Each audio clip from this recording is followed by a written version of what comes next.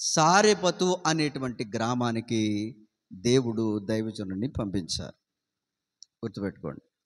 ఈ సారెపతు అనేటువంటి ఆ ఊరిలో ఎవరి దగ్గరికి దేవుడు వెళ్ళమన్నాడంటే, ఆ ఊరిలో ఒక విధవరాలు ఉందంట. విధవరాలంటే తెలుసమ్మా? విధవరాలంటే ఎవరు? భర్త లేనివారు. అర్థమవుతుందా? విధవరాలు అంటే భర్త లేనిది అని అర్థమవుతుందా? సామాన్యంగా కుటుంబంలో ముఖ్యమైనటువంటి ఆదాయ పాత్ర పోషించేది ఎవరంటే ఇంటి యజమానే. అలాంటి కుటుంబ ఆదాయ మార్గమునకు సరిగా నోచుకోలేనటువంటి స్థితిలో ఒక స్త్రీ ఉంది. ఆమె భర్త చనిపోయి ఎంతకాలమైందో తెలియదు, కానీ విధవరాలు అని రాయబడి ఉంది. ఈ విధవరాలి యొద్దకు దైవజనుడు పంపించబడ్డాడంట. అంటే విధవరాలంటే వివాహమయ్యింది, భర్త చనిపోయాడు. ఇంకా చెప్పాలి అని అంటే ఈమెకి ఒక కుమారుడు కూడా ఉన్నట్లుగా ఈ లేఖనాల్లో మనకు అర్థమవుతూ ఉంది. ఇంకా చెప్పాలి అని అంటే ప్రియమైనటువంటి దేవుని బిడ్డలారా, ఈమె పేదరికములో ఉంది, ఈమె ఇంట్లో అంత సమృద్ధి ఏమీ లేదు అనేటువంటి విషయం కూడా ఈ అధ్యాయాన్ని చదివినప్పుడు మనకి చాలా స్పష్టంగా అర్థమవుతుంది. ఇంకా చెప్పాలి అని అంటే ఈమెకు దేవుడు అంటే తెలుసు. ఈ విషయాన్ని గుర్తుపెట్టుకోండి. నిజమైన దేవుడు ఎవరో ఈమెకు తెలుసు. నిజమైన దేవుడు ఎవరో ఈమెకు తెలుసు. ఎలా తెలుసో ఆ సందర్భాన్ని కూడా నేను మీకు ఒక సందర్భంలో మీకు జ్ఞాపకం చేస్తాను. కాబట్టి ప్రియమైనటువంటి దేవుని బిడ్డలారా, ఏలియాతో దేవుడు మాట్లాడి, నేను చెప్పేటువంటి ఆ ప్రదేశానికి నీవు వెళ్ళమన్నప్పుడు నిన్ను పోషించటానికి అక్కడ విధవరాల్ని నేను నీకు నియమించానని దేవుడు ఎప్పుడైతే అక్కడ దైవజనుడైనటువంటి ఏలియా గారికి తెలియచేశారో, అప్పుడు అక్కడ నుండి కెరూతు వాగు నుండి బయలుదేరి దైవజనుడు దేవుడు చెప్పినటువంటి ఆ ప్రదేశానికి బయలుదేరి వెళ్ళాడు. ప్రియమైనటువంటి దేవుని బిడ్డలారా, ఇక్కడి నుంచి మనం ఆలోచన చేస్తే ఇక్కడ రాయబడినటువంటి ఈ మాటలను మనం గమనించగలిగితే ఈమె ఒక పేదరికంలో ఉందంట. వీళ్ళ ఇంట్లో ఏమి 4 బస్తాల బియ్యం, ఓ పెద్ద నూనె డబ్బా, ఫ్రిడ్జ్ నిండా ఫుల్గా కూరగాయలు, లేకపోతే ఇంట్లో 4-5 రకాల పచ్చళ్ళు, లేకపోతే ఇవన్నీ ఏమీ లేవు. ఉన్నాయా? లేవు. మరి ఏముందంటే ఈ ఇంట్లో ఉన్నటువంటి తినడానికి ఆహారం ఏముందంటే కొంచెం పిండి, కొద్దిగా నూనె. అర్థమవుతుందా? తొట్టెలోనంట కొంచెం పిండి, కొంచెం అన్నారు, అది ఎంతో తెలీదు. కొంచెం ఎంత అయి ఉంటుందంటే బహుశా ఆ రోజుకు సరిపడగా అయి ఉండొచ్చు. ఎందుకంటే ఆమె చెప్పింది ఆ రోజుకు సరిపడగా ఉందనే విషయాన్ని. బుడ్డిలో కూడా కొద్దిగానే నూనె ఉంది, అది ఒక్క రోజుకి సరిపడగా ఆహారం మాత్రమే ఉంది. అది కూడా ఫుల్గా తింటే సరిపోదో తెలియదు. సరే, ఇంకేం చేస్తాం? చేసే పరిస్థితి ఏమీ లేదు. చుట్టూ ఉన్నటువంటి కరువును బట్టి చేసే పరిస్థితి ఏమీ లేదు. ఆ తల్లి ఆ కుమారుడు మాట్లాడుకున్నారు, నాన్న ఇంకా మన దగ్గర ఆహారం లేదు, ఉన్నదల్లా ఇదిగో ఈ పిండి, ఈ నూనె, ఇది ఈ రోజుకి వస్తుంది, సాయంత్రానికి లేదు, రేపటికి లేదు, ఎల్లుండికి లేదు, వచ్చే మార్గము లేదు, తెచ్చే మార్గము లేదు. కాబట్టి ఇంకా ఏ విధంగానూ మన ఇంట్లోనికి ఆహారం వచ్చేటువంటి పరిస్థితి లేదు.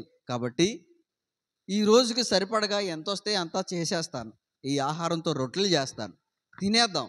తినిన తర్వాత ఈ రొట్టెలు తిని ఎన్ని రోజులు బ్రతుకుతామో అన్ని రోజులు బతికి ఆ తర్వాత చచ్చిపోదాం, ఎందుకంటే ఇంకా ఆహారం లేదు కదా అనే విషయాన్ని ఆ తల్లి ఆ కుమారుడు ఆలోచించుకుని, సరే అయితే నేను వెళ్ళి ఈ రొట్టెలు చేయటానికి నేను కొన్ని పొల్లలు ఏరుకొస్తానని ఏం చెప్పిందంటే వెళ్ళి కొన్ని కట్టెలు ఎరిగి రావడానికి వెళ్ళిందంట. అదే సమయానికి దైవజనుడు అక్కడికి వచ్చారు. ప్రియమైన దేవుని బిడ్డలారా, ఇలాంటి పేదరికములో ఉన్నటువంటి ఇంటిలో ఏ విధమైనటువంటి సమృద్ధి లేనటువంటి ఒక పేదరికంలో ఉన్నటువంటి విధవరాలైన స్త్రీ వద్దకి ఎవరిని పంపించాడు దేవుడు? దైవజనుణ్ణి పంపించారు. ఇక్కడ ఆలోచన చేయాలి. దేవుడికి తెలీదా ఆ ఇంట్లో ఏమీ లేదనే సంగతి? తెలుసా తెలీదా? తెలుసు. దేవుడు పంపిస్తే ఓ ధనవంతుడి దగ్గరికి వెళ్ళు, లేకపోతే బాగా అన్నిటికన్నీ ఉన్నటువంటి ఓ రాజు దగ్గరికి వెళ్ళు, ఈ పక్క దేశం రాజు దగ్గరికో వెళ్ళు, లేకపోతే ఇంకో చోటకి వెళ్ళు, అన్నీ నువ్వు ఉన్నంతకాలం కదా. ఒక రోజు కాదు, 2 రోజులు కాదు, 10 రోజులు కాదు. మన ఇంట్లోకి చుట్టాలు వచ్చి ఒక వారం రోజులు ఉంటే, లేదా ఓ 3 రోజులు ఉంటే ఎప్పుడు వెళ్తారా అని కిందకి పైకి చూస్తూ ఉంటాం మనం. అర్థమవుతుందా? అలాంటిది ఒక రోజు కాదు, 2 రోజులు కాదు, 3.5 సంవత్సరాల వర్షం పడదని ముందే చెప్పేశాడు. కాబట్టి 3.5 సంవత్సరాలు ఒక వ్యక్తి పోషింపబడాలంటే, ఆ కుటుంబం ఒక వ్యక్తిని 3.5 సంవత్సరాలు చూడాలంటే ఎంత భారం ఉంటుందో అర్థం చేసుకోండి. ఒక కుటుంబం మీద ఒక వ్యక్తిని, ఓ మనిషికి భారమా కాదా? భారమే. అలాంటిది ఒక మనిషిని 3.5 సంవత్సరాలు కావలసినవన్నీ కూడా ఉదయము, సాయంత్రము, రోజుకి 2 పూటలు, 3 పూటలు చక్కని ఆహారాన్ని సిద్ధపరిచి 3.5 సంవత్సరాలు ఆ వ్యక్తిని చూసుకోవాలంటే భారమే. కాబట్టి ఒక బాగా ధనవంతుడి దగ్గరికి పంపించుంటే బాగుండేమో కదా అని మనకు అనిపించవచ్చు. కానీ దేవుడు ఎవరి దగ్గరికి పంపించారంట? ఏమీ లేని, కనీసం రేపుడికి కూడా ఓ 10 రోజులకి, ఒక నెల రోజులకు కూడా సరిపడా ఆహారం లేదు, ఒక్క రోజుకి సరిపడా ఆహారం ఉన్నటువంటి ఒక విధవరాలు, పేదరికములో ఏ విధమైనటువంటి ఆదాయ మార్గాలు లేనటువంటి ఒక పేదరికములో ఉన్నటువంటి విధవరాలి యొద్దకు దైవజనుడిని పంపించాడు దేవుడు. హల్లెలూయా. కొన్నిసార్లు మన జీవితంలో వీళ్ళ వల్ల ఏమవుతుంది, వీళ్ళేం చేయగలరు అని అనుకున్నటువంటి వాళ్ళ చేతే దేవుడు గొప్ప కార్యాలు చేయిస్తాడు. హల్లెలూయా. వీళ్ళేం ఇస్తారులే, వీళ్ళేం చేస్తారులే, వీళ్ళేం చేయగలరులే, వీళ్ళ స్థాయి ఎంతలే అనేటువంటి ఆలోచన కలిగినటువంటి వాళ్ళ చేతే దేవుడు గొప్ప గొప్ప కార్యాలు జరిగిస్తూ ఉంటాడు. హల్లెలూయా. ప్రియమైన దేవుని బిడ్డలారా, ఆలోచన చేస్తే ఇక్కడ దైవజనుడు ఎప్పుడైతే ఈ విధవరాల దగ్గరికి వెళ్ళారో అక్కడ మనం గమనించగలిగితే, ప్రియమైనటువంటి దేవుని బిడ్డలారా, ఆమెను పిలిచి మొదట త్రాగటానికి కొంచెం మంచినీళ్ళు కదా, కొంచెం మంచినీళ్ళు తీసుకురమ్మన్నాడు. పోనీలే, నీళ్ళే కదా ఇచ్చేద్దాం అని అనుకుంది. నీళ్లే కదా అడిగారు అని, నీళ్లే కదా అడుగుదామని, అడిగారు కదా ఇచ్చేద్దామనే ఆలోచనతోటి నీళ్లు తీసుకురావడానికి అలా వెళ్తా ఉంటే వెంటనే ఇంకో మాట చెప్పాడు దైవజనుడు. ఏమని?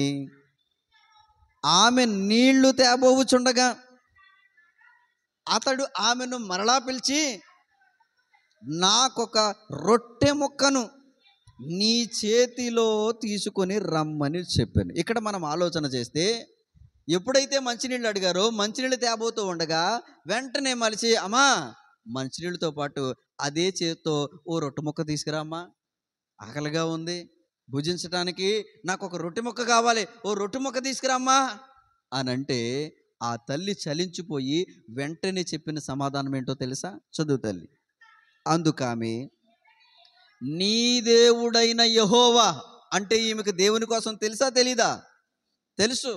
కాబట్టి నీ దేవుడైన యెహోవా, ఆ దేవుడు ఎవరో కూడా చెప్పేసింది, పేరు కూడా చెప్పింది కదా.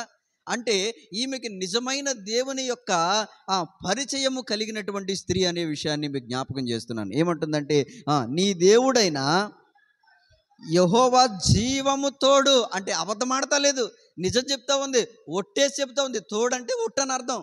దేవుని తోడు, దేవుని మీద ఒట్టుగా ఒక మాట చెప్తున్నానని ఏమంటుందో తెలుసా? అయ్యా,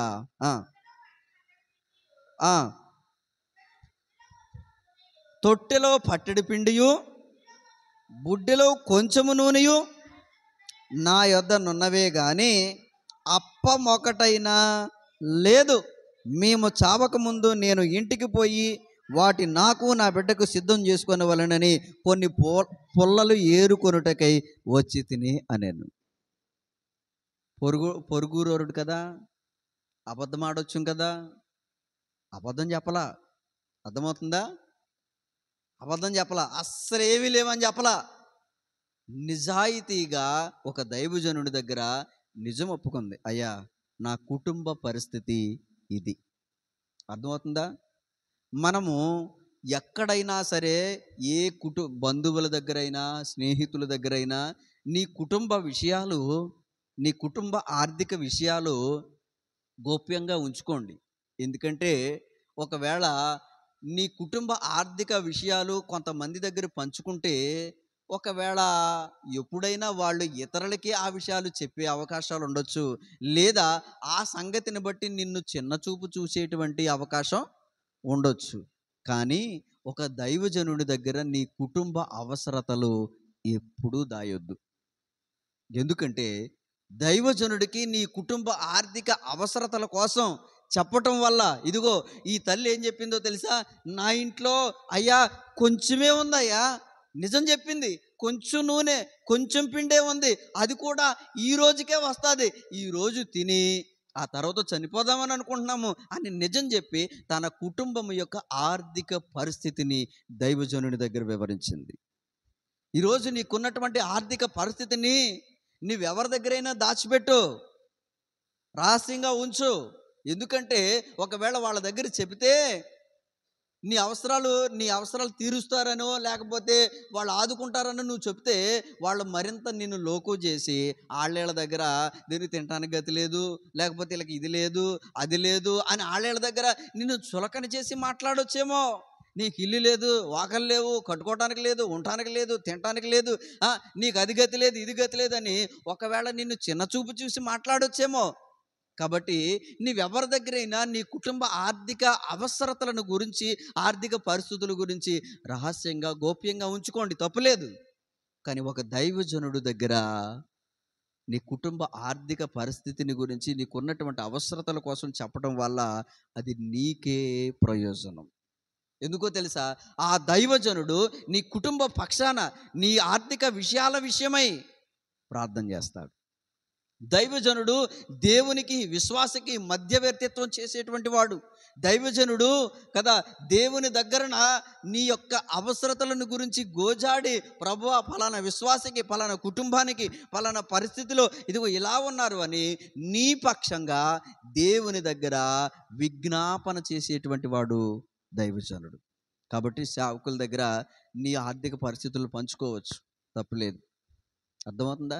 ఈమె కూడా అదే చేసింది. అయ్యా, నీ దేవుడైన యెహోవా జీవంతోడు, నిజంగానే నా ఇంట్లో కొంచెం పిండే ఉందయ్యా, కొంచెం నూనె ఉందయ్యా, కాబట్టి నాకు ఒక బిడ్డ ఉన్నాడు, అది నాకు నా బిడ్డకి చేసుకుని తిందామని అనుకుంటున్నాను, ఇది నిజం అని నిజం చెప్పింది. తన ఆర్థిక పరిస్థితిని, తన కుటుంబంలో ఉన్నటువంటి సంక్షోభాన్ని, తన కుటుంబంలో ఉన్నటువంటి ఇబ్బందిని ఒక దైవజనుడి దగ్గర వివరించి చెప్పింది. హల్లెలూయా.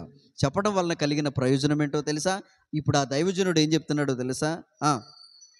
అప్పుడు ఏలియా ఆమెతో ఇట్లా, నేను భయపడవద్దు. ఇక్కడ మనం ఆలోచన చేస్తే కనుక ఏం చెప్పారు తెలుసా? అమ్మా, నువ్వు భయపడొద్దు. దేనికి భయపడుతున్నావు? మరణానికి భయపడుతున్నావు. దేనికి భయపడుతున్నావు? ఇంట్లో పరిస్థితులు బాగాలేదని భయపడుతున్నావు. దేనికి భయపడుతున్నావు? ఆహార కొరత ఉందని భయపడతా ఉన్నావు.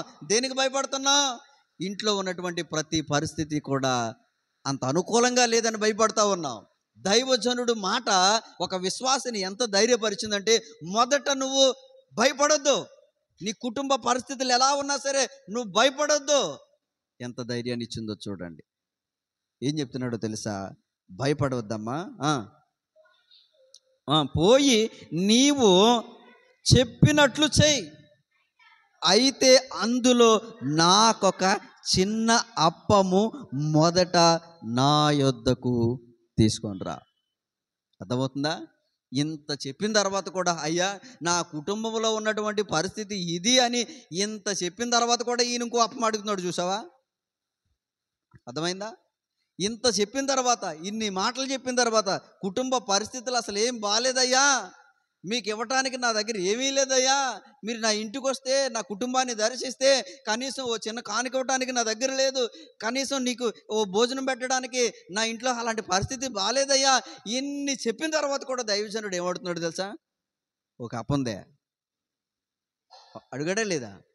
ఒక అప్పందే అమ్మా, నేను చెప్పినట్టు చెయ్యి, నేను చెప్పినట్టు చేస్తే, నేను చెప్పింది ఫాలో అవుతే నీ కుటుంబ ఆర్థిక పరిస్థితి మెరుగుపడుతుంది. కాబట్టి మొదట నువ్వు అప్పములు చేయి, ఎన్నైతే చేస్తావో చేసుకో, అందులో ఫస్ట్ది దాన్ని ఏమన్నారంటే ప్రథమ ఫలము అన్నారు. హల్లెలూయా. ప్రథమ ఫలం ఎవరికి ఇవ్వాలంట? ఎవరికి ఇవ్వాలి? దైవజనుడికి. మన ఇళ్లల్లో, మన కుటుంబాలలో, మనకున్నటువంటి అనేకమైనటువంటి పరిస్థితుల్లో మన కుటుంబంలోనికి వచ్చిన ప్రతి దానిలో నుంచి ప్రథమ ఫలము ఎవరిదంట? ఎవరిది? దైవజనుడిది. కాబట్టి ఇక్కడ ఏమడుగుతున్నాడంటే, మొదటది నా యొద్దకు తీసుకుని రమ్ము, తర్వాత నీకు నీ బిడ్డకు అప్పములు చేసుకొనుము, అయితే దేవుడు భూమి మీద యెహోవా వర్షము కురిపించే వరకు ఆ తొట్టిలో ఉన్న పిండి తక్కువ కాలేదు, బుడ్డిలో నూనె అయిపోదని ఇశ్రాయేలీయుల దేవుడైన యెహోవా సెలవిచ్చి ఉన్నాడు అనెను. జాగ్రత్తగా ఆలోచన చేయండి ప్రియమైనటువంటి దేవుని బిడ్డలారా. ఇక్కడ మనం ఆలోచన చేయగలిగితే గనక, ఇక్కడ మనం గమనించగలిగితే గనక, దేవుడు తోడని నిజం చెప్పినటువంటి ఆ స్త్రీతోటి దైవజనుడు ఏం చెప్తా ఉన్నాడంటే, మొదటిది దేవుని దగ్గరికి తీసుకురా, మొదటిది దైవజనునికి ఇవి. మొదటిది ఎప్పుడైతే నీవు దైవజనునికి ఇస్తావో అప్పుడు దేవుడు తెలియచేస్తున్న మాట ఏంటంటే, ఈ కరువు కాలమంతా కూడా నీకంటే కుటుంబంలో ఆదాయ మార్గాలు తేగలిగేటువంటి పురుషులు ఉన్నారు చూడు, వాళ్ళన్నా ఇబ్బంది పడతారేమో, కానీ ఉద్యోగాలు ఉన్నటువంటి వాళ్ళు, వ్యాపారాలు ఉన్నటువంటి వాళ్ళు, లేకపోతే వాళ్ళకి పొలాలు ఉన్నటువంటి వాళ్ళు, ధనం ఉన్నటువంటి వాళ్ళు, ఘనం ఉన్నటువంటి వాళ్ళు, ఎవరైనా ఒకవేళ వాళ్ళ కుటుంబంలో ఒకవేళ ఆహార కొరత చేత వాళ్ళన్నా ఇబ్బంది పడొచ్చేమో, కానీ నువ్వు మాత్రం ఇబ్బంది పడవు, నీకు మాత్రం ఆహార కొరత ఉండదు. కాబట్టి నేను చెప్పినట్టు చెయ్యమ్మా అని మొదటి అప్పాన్ని ఎవరికి ఇవ్వమన్నారు? ఒక దైవజనుడికి ఇమ్మన్నారు. కాబట్టి ప్రియమైనటువంటి దేవుని బిడ్డలారా, దీన్ని ఏమంటారంటే ప్రథమ ఫలము అన్నారు. నిజానికి మనం ఆలోచన చేస్తే విశ్వాసము విసిరినటువంటి సవాలును స్వీకరించినటువంటి విధవరాలైనటువంటి స్త్రీ ఎంత గొప్పదో తెలుసా? విశ్వాసపు సవాలుని స్వీకరించింది తెలుసా? ఎందుకో తెలుసా? ఎప్పుడైతే ఈ స్త్రీ ఇలాగున్న దైవజనుని మాట నమ్మిన వెంటనే దేవుడు ఒక 10 బస్తాలు, 3.5 సంవత్సరాలు అంటే ఓ 10-20 బస్తాలు పిండి, ఓ 10-20 డబ్బాల నూనె అక్కడ దేవుడు వెంటనే కలుగును కాకని అక్కడ పెట్టేలా. అర్థమవుతుంది? అలా పెట్టాడని ఉందా? లేదు. అక్కడ మీరు గమనించండి, ఈరోజు తొట్టిలో పిండి తీసిన తర్వాత పిండి అయిపోతుంది. సరే, ఈ రోజుకి చేశారు, అందరికీ సరిపోని ఇంకో 4 చేయనా అని మళ్ళీ తొట్టిలో చేయి పెడతా ఉంటే ఇంకా పిండి తగులుతూనే ఉంది. అర్థమవుతుందా? ఈరోజు నూనెసింది, సరే అయిపోయింది నూనె, ఎంతో కొద్దిగానే ఎంతో ఉండుంటుంది బహుశా, నూనె అయిపోయింది, మరలా రేపు వండుదామని మళ్ళీ నూనె డబ్బా దగ్గరికి వెళ్తే మళ్ళీ అందులో నూనె ఉంది. అంటే ఆలోచన చేయండి, ఏ రోజుకు ఆ రోజు విశ్వాసపు సవాలుని ఆ స్త్రీ స్వీకరించింది. అయ్యో, దైవజనుడు చెప్పినట్టుగా ఈరోజు బాగానే ఉంది, రేపు బాగానే ఉంది, ఎల్లుండి బాగానే ఉంది, రేపు మళ్ళా రోజుకు ఉంటుందా ఉండదా? నిజంగా ఈరోజు నూనె అయిపోయింది, పిండి అయిపోయింది, రేపటికి నిజంగా ఇందులోకి వస్తుందా రాదా అనేటువంటి అనుమానాలు, ఆ సందేహాలు లేకుండా విశ్వాసం విసిరినటువంటి సవాలును స్వీకరించి 3.5 సంవత్సరాలు ప్రతిరోజు ఆలోచన చేయండి. సంవత్సరానికి ఎన్ని రోజులమ్మా? అంటే 3 సంవత్సరాలకి ఎన్ని రోజులు? తక్కువని చెప్పావు సంవత్సరానికి, మరి 3 సంవత్సరాలకి లెక్క ఇంచుమించుగా 1200 రోజులు వస్తున్నాయి. అర్థమవుతుందా? 1200, 3 సంవత్సరాలున్నర అంటే ఇంచుమించు దాదాపుగా 1200 రోజులు వస్తున్నాయి. 1200 రోజులు కూడా ప్రతిరోజు తొట్టిలో చేయి పెడితే పిండి తగిలింది. మీరు గమనించండి, దైవజనుడు చెప్పిన మాటని ఎప్పుడైతే మొదటి అప్పము దైవజనుడికి ఇచ్చేసిందో, అబ్బా మంచి పని చేసావు తల్లి, నువ్వు నేను చెప్పినట్టుగా మొదటి అప్పాన్ని నాకు ఇచ్చావు కాబట్టి ఓసారి ఇంట్లోకి వెళ్ళి చూడు అని అనగానే ఓ పిండి బస్తాలు స్టాక్ పెట్టేలేదు దేవుడు అక్కడ, ఓ నూనె డబ్బాలు స్టాక్ అక్కడ పెట్టేలేదు అక్కడ. అమ్మ బాగుంది, ఇంకేంటి భలే ఉంటుంది అని అనుకోవచ్చు. ఒకవేళ దేవుడు అలా పెట్టుంటే కనుక అది ఎలా అవుతుందో తెలుసా? 3.5 సంవత్సరాలు ఆ పిండి ఉండదు. ఓ నెలకో 2 నెలలకో 3 నెలలకో ఏమవుతుంది? పురుగులు పట్టేస్తుంది. అర్థమవుతుందా? నిలవైపోతుంది. కానీ దేవుడు అలా ఇవ్వలా, ఏ రోజుకి ఆ రోజు తాజా. ఈరోజు తొట్టిలో చేయబడితే పిండి తగిలింది, అయిపోయింది, చక్కగా చేసింది. ముగ్గురు కూడా, ఆమె కుమారుడు దైవజనుడు, ముగ్గురు కూడా తృప్తిగా తిన్నారు. నూనెతో చక్కని వంట చేసింది, నూనెతో చక్కగా రొట్టెలు కాల్చింది, తిన్నారు, చక్కగా తిన్నారు. మరలా రోజు చేయబడితే మరలా పిండి తగిలింది, మరలా నూనె డబ్బా దగ్గరికి వెళ్తే, ఆ బుడ్డి దగ్గరికి వెళ్తే మరలా నూనె ఉంది. విశ్వాసపు సవాలు ప్రతిరోజు 1200 రోజులు ఎదుర్కొందామే. హల్లెలూయా.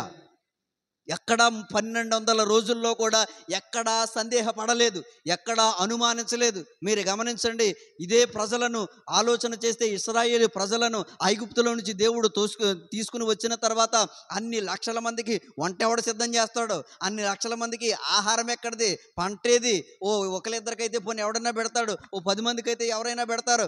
లక్షల మంది ప్రజలకి ఆహారం ఎక్కడి నుంచి వస్తుంది? ఎన్ని ఎకరాలు వేస్తే అన్ని లక్షల మందికి ఆహారం వస్తుంది? నీళ్ళే. ఇవన్నీ తెలిసిన దేవుడు ఏం చేశారంటే, బాబు మీరు వండలేరు, పండించలేరు, అంత సమయం లేదు, కాబట్టి మీరు ఏం చేస్తారంటే పొద్దున్నే లేచి రండి, మీరు వచ్చేటప్పటికి తాజాగా నేను ఆహారాన్ని కురిపిస్తాను, మంచు కురిసినట్లుగా ఆహారాన్ని కురిపిస్తాను. అయితే ఈరోజు కురిసినటువంటి ఆహారం ఎంత తాజాగా ఉంటుందో మీరు కావలసినంత కడుపు నిండా తినండి. రేపొద్దునకు దాచుకోవద్దయ్యా, రేపొద్దునకి దాచుకోవద్దు. మీరు ఈ అరణ్యములో ఎన్ని సంవత్సరాలు అయితే ప్రయాణం చేస్తారో అన్ని సంవత్సరాలు, ఈ 40 సంవత్సరాలు నేను మీకు అలాగా ఏ రోజుకి ఆ రోజు తాజా ఆహారాన్ని నేను మీకు ఇస్తానంటే, కొంతమంది ఏం చేశారో తెలుసా? నిజంగా ఇస్తాడో ఎవడో దేవుడు, రేపు పొద్దునకో ఇవ్వకపోతే ఒకవేళ ఏంటి పరిస్థితి? కడుపు మాడిపోయి చచ్చిపోమా అని ఏం చేశారంటే కొంతమంది అంట వెళ్ళి దోచుకున్నారంట ఆహారం. మన్నాను ఏం చేశారంట? వాళ్ళు దోచుకున్నారంట. దోచుకుంటే మరలా రోజుకి ఏమైంది? అది పురుగులు పట్టేసింది. మరలా రోజుకి ఏమైంది? పురుగులు పట్టేసింది. అంటే దేవుని మాటను వారు పెడచెవిని పెట్టారు, సరైనటువంటి విశ్వాసం ఉంచలేదు, సరైనటువంటి నమ్మకం ఉంచలేదు. నేను పోషిస్తా, రేపొద్దునికి మీకు ఆహారం ఇస్తానంటే, రేపటికి మరలా మీకు ఆహారాన్ని సమకూరుస్తానంటే, పరిపూర్ణమైన విశ్వాసం ఉంచి నమ్మకం లేక ఏమో ఇస్తాడో ఎవడో దేవుడు, మర్చిపోతే ఇస్తానన్న దేవుడు మర్చిపోతే, ఇవ్వకపోతే అబ్బా వాళ్ళు ఎంత తెలివైన వాళ్ళు అంటే అప్పుడు వీళ్ళందరూ వస్తుంటారు, మనం మాత్రం దాచుకున్న తినొచ్చు అని అనుకున్నారు. దేవుని మాట మీద లక్ష్యం ఉంచలేనటువంటి వాళ్ళు రేపటికి ఆహారాన్ని ఏం చేశారంటే తీసుకెళ్ళి దాచుకున్నారు, పురుగులు పట్టింది. ఈమె అలాంటి అనుమానాలు, సందేహాలు ఎక్కడైనా చూపించిందా? ఇప్పుడు చెప్పండి. ఆహారాన్ని దాచుకుని పురుగులు పడిపోయిన ఆ పరిస్థితుల్లో ఉన్నటువంటి ఆ ఇశ్రాయేలు ప్రజలు గొప్పోళ్ళ? ఏ రోజుకు ఆ రోజు విశ్వాసపు సవాలును స్వీకరించి ఈరోజు ఆహారం అయిపోయింది, దిగుల్లేదో రేపటికి మరలా దేవుడు నాకు ఇస్తాడని 200 దినాలు, 200 రోజులు ప్రతిరోజు విశ్వాసపు సవాలును స్వీకరించినటువంటి విధవరాలైన సారెపతులో ఉన్నటువంటి స్త్రీ గొప్పదా? ఆలోచన చేయండి. దేవుని మీద పరిపూర్ణమైనటువంటి విశ్వాసం, నమ్మకం కలిగి ఉంటే దేవుడు పోషిస్తాడు. నువ్వు కష్టపడగలిగిన నాళ్ళు నువ్వు కష్టపడు. కరువు వచ్చింది, ఇబ్బంది వచ్చింది, ఇరుకొచ్చింది అనేటువంటి ఆలోచన మానే. దేవుని వాక్యం తెలియచేస్తుంది, నీతి మంతుల పిల్లలు భిక్షమెత్తుట నేను చూచి ఉండలేదు అన్నారు. నువ్వు నీతిగా యథార్థంగా జీవిస్తే నీ పిల్లలు కాదు, నువ్వు కాదు, నీవు ఒకరి దగ్గరికి వెళ్ళి చేచాపే పరిస్థితిని దేవుడు నీకిప్పుడు ఏదో ఒక ద్వారాన్ని దేవుడు తెరుస్తూనే ఉంటాడంట. హల్లెలూయా, హల్లెలూయా. ప్రియమైన దేవుని బిడ్డలారా, ఆలోచన చేయండి. కరోనా సమయంలో ఇంట్లో నలుగురు ఉంటే నలుగురు కూడా సంపాదించేటువంటి వ్యక్తులు ఉన్నా సరే అలాంటి వాళ్ళు కూడా ఇబ్బందులు పడ్డారు కొంతమంది, ఇంట్లోకి ఏమీ లేక. అవునా కదా? అలాంటి కుటుంబాలు మనం చూసామా లేదా? ఎందుకంటే దాదాపుగా ఇంచుమించు ఒక 6 నెలలు పైనే అలాగే ఇళ్లలో ఉండిపోయాం, పనులు లేక ఎక్కడ లేక అంతా అలా ఇళ్లలో ఉండిపోయారు. లాక్డౌన్ అని ఇక్కడ అక్కడ అని చెప్పి పాపం చాలామంది దాతృత్వం కలిగిన వాళ్ళు కూరగాయలు ఇచ్చారు, సరుకులు ఇచ్చారు, అలా పంచిపెట్టారు. అయినా ఎన్ని రోజులు వచ్చినాయి? చాలామంది ఇబ్బందులు పడ్డారు. కానీ దేవుని నమ్మిన ప్రజలకంట అలాంటి కరువు కాలంలో కూడా ఇబ్బంది రాకుండా దేవుడు ద్వారాలు తెరుస్తూ ఉంటాడు. హల్లెలూయా. కాబట్టి ఈరోజు మనము ఇవ్వగలిగితే మనకున్నటువంటి దేవుడు చెప్పినటువంటి నియమ ప్రకారమైనటువంటి భక్తి, నీ కుటుంబంలో ప్రథమ ఫలం దైవజనుడిది, దశమ భాగం దైవజనుడిది, ఇది నాది కాదు అనేటువంటి ఆలోచన కలిగి ఎప్పుడైతే ప్రథమ ఫలాన్ని, దశమ భాగాన్ని ఇచ్చేసి వెనుతిరక్కోకుండా నీ పన్ను చేసుకుంటూ ఉంటావో దేవుడు ద్వారాలు తెరుస్తూ ఉంటాడంట. హల్లెలూయా. ఆలోచన చేయండి. కొంతమందికి దైవజనుడికి ఇస్తే మనకేమొస్తుంది అనేటువంటి ఆలోచన ఉంటుంది.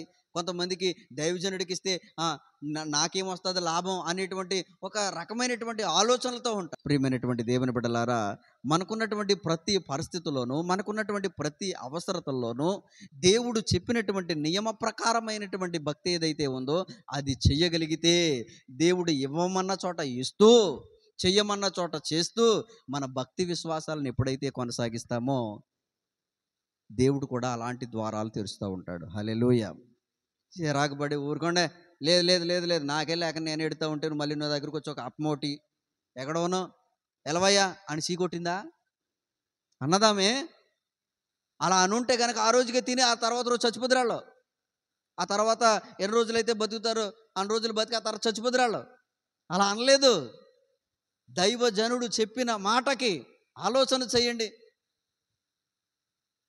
ప్రియమైన దేవుని బిడ్డలారా, దేవుడు కావాలంటే కాకులతో ఆహారం పంపినప్పుడు చక్కగా తిన్నాడు, బాగానే ఉంది. మరలా ఈసారి కూడా కాకులతో దేవుడు ఆహారం పంపగలడు, మరలా తన సేవకుని పోషించుకోగలడు. కానీ ఏమని రాయబడిందో తెలుసా అక్కడ?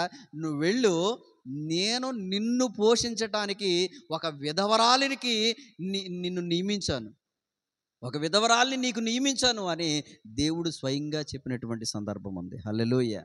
కాబట్టి ప్రియమైనటువంటి దేవుని బిడ్డలారా, కొంతమంది నమ్మకాలలో కూడా సరైనటువంటి నమ్మకాలు లేక, దేవుని మీద సరైనటువంటి విశ్వాసం లేక ఇబ్బందులు పడేటువంటి వాళ్ళు ఉన్నారు.